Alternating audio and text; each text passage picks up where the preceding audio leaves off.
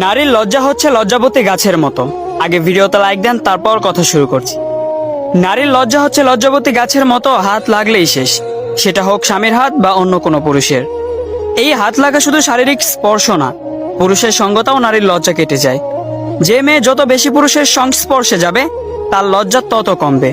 যেমন চিত্র নায়িকারা, তারা বিকিনি পরতেও দ্বিধা করে না। পুরুষের মাঝে থেকে চক্ষু লজ্জা উঠে গেছে।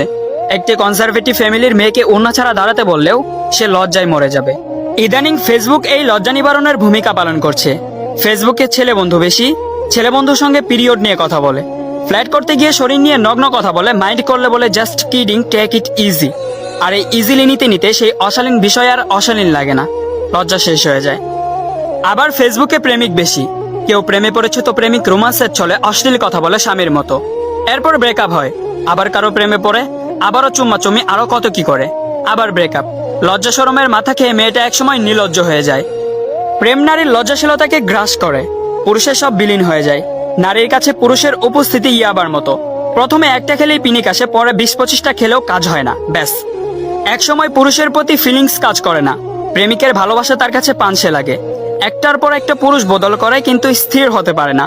জানাশোনা শেষ হলেই আর ভালো লাগে না, বোরিং লাগে, কারণ ডিফারেন্ট টেস্ট নিতে নিতে ভালোবাসার অনুভূতি শেষ তার।